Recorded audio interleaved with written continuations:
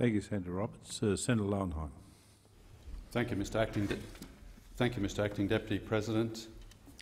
It is tragic that this major bank levy bill 2017 is supported by the Liberal government and the Labor opposition. Let me be clear, it is absolutely opposed by the Liberal Democrats. This is a tax on banks, and not even all banks, only the biggest banks. I'll give you 3 sound reasons why it should be thrown out. First, it amounts to redistribution. The government hopes to collect $6.2 billion from this tax over the next 4 years, so that it can continue to provide funds to welfare recipients and public servants. Some of this money would come from bank shareholders. Even if you subscribe to the view that money is better in the hands of the poor rather than the rich, we should remember that bank shareholders range from Australia's rich list to anyone with funds in superannuation, including low-income Australians. And we should remember that recipients of welfare in Australia are, more often, high and middle income earners than they are low income earners, and that Australia's public servants are invariably high income earners. Some of the $6.2 billion that the government hopes to collect from this bank tax would come from bank employees through reduced remuneration over time. Yet bank employees do a useful job of intermediating funds, meaning that they direct money from deposits towards investment ideas that stack up. By contrast, most public servants do not contribute in any economic sense. And some of the $6.2 billion that the government hopes to collect from this bank tax would come from bank customers, who will receive reduced interest on their deposits and pay higher interest rates on their borrowings. Banking is not a sin that warrants a new sin tax. The welfare recipients and public servants that this $6.2 billion is earmarked for do not deserve the money more than the bank shareholders, employees and customers. Bank shareholders, bank employees and bank customers do not deserve this tax. It is their money. There is no justification for redistributing bank money. It is better off where it is. Beyond the question of redistribution, I oppose the bank tax because it will change the way we do things for the worse. The bank tax will make people less inclined to finance banks, meaning that less bank lending will occur, fewer business ideas will get off the ground and fewer private sector jobs will be made. Perversely, this will lead to more pressure to grow the ranks of welfare recipients and public servants, and the downward spiral of a shrinking private sector and burgeoning public sector will continue. How the banks go about their business will change too. International experience cited by the government suggests that banks may increase the ratio of their capital to lending. The government says this is a good thing, but this is curious, because it implies that the minimum capital levels required by the prudential regulator are too low. We should be wary of suggestions that it is always good to lift the ratio of capital to lending.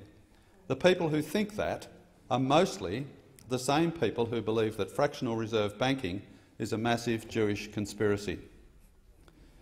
The government also acknowledges that international experience suggests a bank tax will encourage banks to pursue riskier lending. Perhaps banks facing an extra tax when they borrow funds will only borrow if the returns from on-lending are that little bit higher. The mere task of paying and collecting the bank tax will also divert resources and time. To pay the tax, each of the affected banks will need to undertake systems upgrades costing around $3 million each. This is money down the drain. The banks will have to hire more lawyers and tax accountants to walk the line between paying too much tax and falling foul of a new anti-avoidance provision. This provision will say it is against the law for a bank to do something that a court subsequently thinks is for the sole or dominant purpose of getting a tax benefit. Putting taxpayers in this limbo land position is irresponsible. The tax office and prudential regulator will no doubt have to assign staff to get their heads around this new tax too. That's more people employed in unproductive activities.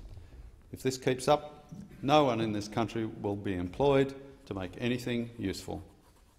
Now, it is incumbent on me to slay some myths about the wisdom of putting a tax on big banks, but not small banks.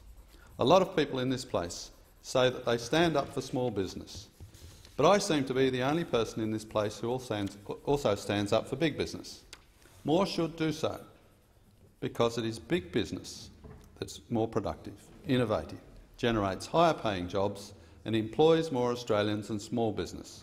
And every big business began as a successful small business anyway. The decision to tax some banks and not others creates inherent problems at the boundary.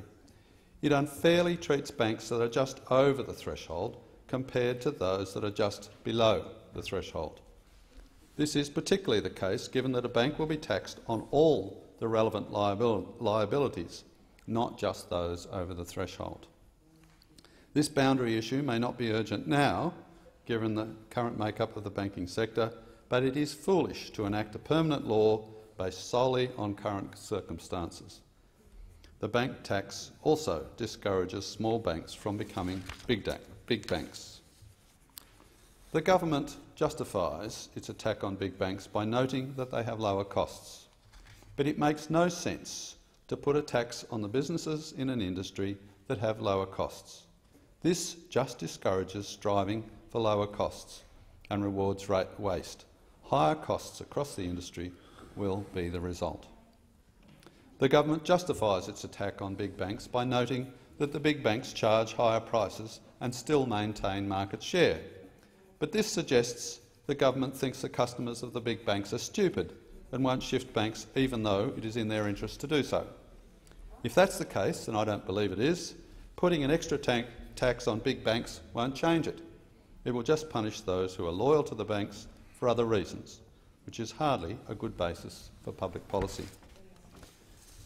The government also says its bank tax is fair because big banks pose risks to the financial system and the economy.